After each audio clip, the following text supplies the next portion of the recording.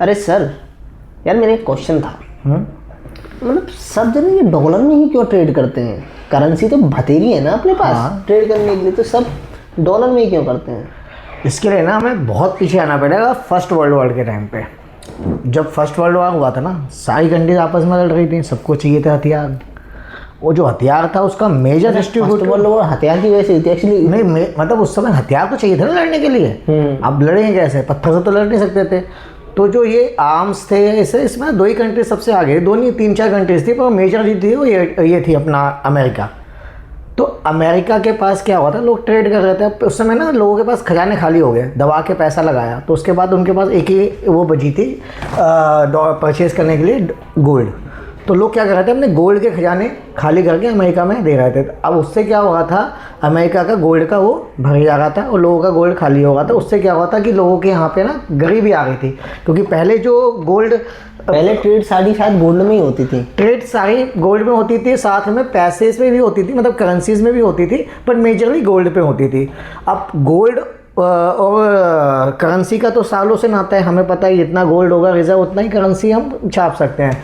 तो first world war के बाद ये जो ग्राफ एकदम से गोल्ड का लोगों के यहाँ कम हुआ, वहाँ पे अमेरिका में बढ़ा, तो उससे क्या लोगों के यहाँ पे करेंसी छपनी कम हो गई, अब लोग कंट्रीज़ करीब हो गई।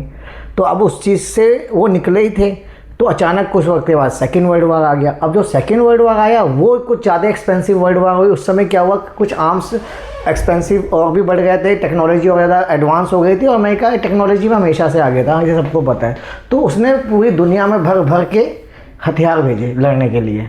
और एक टाइम पे ऐसा आया कि वर्ल्ड का ऑलमोस्ट 80% गोल्ड अमेरिका में रिजर्व आ गया।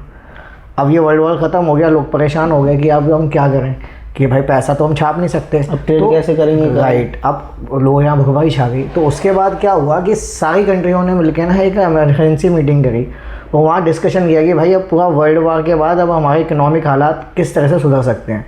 तो उस मीटिंग में डिसाइड हुआ कि इसको निकालने के लिए अमेरिका ही हमारा साथ देगा, क्योंकि अमेरिका के पास 80% गोल्ड लोन था। तो लोगों ने क्या डिसाइड किया कि हम लोग ऐसा करते हैं, डॉलर्स में वो करते हैं इंटरनेशनल ट्रेड, क्योंकि 80% रिजर्व किसके पास था, गोल्ड का, अमेरिका के पास था।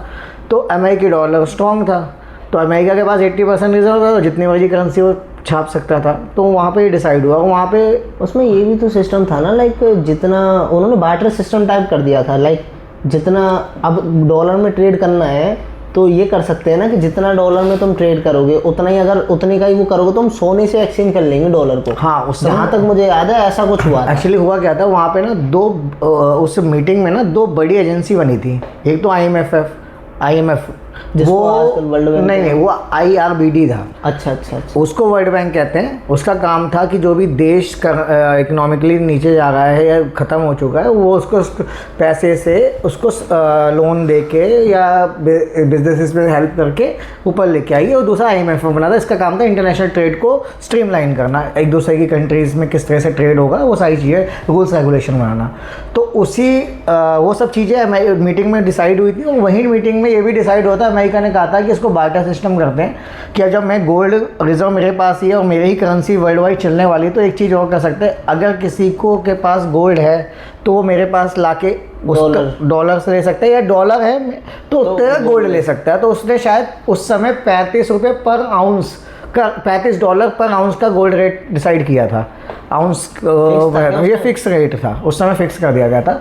तो हुआ क्या कि ये चीज़ें स्टार्ट हुई, इंटरनेशनल करेंसी जो बन गई वो डॉलर बन गई। फिर धीरे धीरे क्या हुआ, लोगों ने बिजनेस स्टार्ट किए, ट्रेड स्टार्ट किए। हर कंट्री कहीं ना किसी चीज़ में अच्छी होती है, तो उन्होंने इंटरनेशनली बिजनेस किए डॉलर्स में। अब जब डॉलर्स में बिज़नेस कर रहे हैं तो कहीं ना कहीं हर कंट्री भी समृद्ध हो गई थी, धीरे धीरे बिजनेस करके प्रॉफिट कमा रही थी। तो कई कंट्रीज़ को ऐसा लगा कि यार अब हम लोग स्ट्रांग हो गए तो क्यों ना अपना गोल्ड रिजर्व वापस लेके आए। तो वो क्या करते थे, डॉलर कमाते थे, गोल्ड रिजर्व लेके वापस आ जाते थे। तो इससे धीरे धीरे क्या हुआ, US का गोल्ड रिजर्व कम होने लगा। फिर अचानक हुआ था क्या, गोल्ड रिजर्व तो कम हुआ था, जहाँ तक मेरे को पता है, मैंने पढ़ा था उसमें ये था कि गोल्ड रिजर्व जितना था उतना था। अगर सपोज गोल्ड रिजर्व 1 करोड़ रुपए का है, डॉलर और वो बराबर मात्रा में रखने था, लेकिन उन्होंने 2 करोड़ के डॉलर छाप दिए, मार्केट में सर्कुलेट कर दिए, और 1 करोड़ का गोल्ड ही है। इसलिए उन्होंने अब ये बार्टर सिस्टम वाला बंद कर दिया था कि अब नहीं होगा कि गोल्ड आएगा और डॉलर जाएगा, नहीं। अब गोल्ड फिर जब से गोल्ड के प्राइस जो है फ्लक्चुएट होने लग गई। वो उस समय हुआ था जब यूएस अमेरिका और उसका वियतनाम का वार हुआ, तो हुआ क्या, अमेरिका की इकोनॉमी डिप जाने लगी थी। वो इकोनॉमी जब डिप जा रही थी तो उनको ये हुआ था कि यार डॉलर्स मेरे को प्रिंट करने पड़ेंगे, क्योंकि मेरी इकोनॉमी डिप जा रही है। उसे भी हथियार बनाने के लिए चीज़ें खरीदनी थी वर्ल्ड वाइड, तो और उसका पैसा अच्छा खासा खर्च कर हुआ था, तो उसने क्या किया, डॉलर ज़्यादा प्रिंट कर दिए, अच्छे खासे ऑलमोस्ट डबल प्रिंट कर दिया। और इसी युद्ध के आसपास फ्रांस ने गेम खेली। फ्रांस बहुत समृद्ध हो गया था इंटरनेशनल ट्रेड की वजह से। उसने अपना एक नेवी का जहाज़ भेजा और अपने सारे भर के डॉलर्स और सारा गोल्ड उठा लाया, दूसरी कंट्री से उठवाया, उसकी हालत हो गई ख़राब।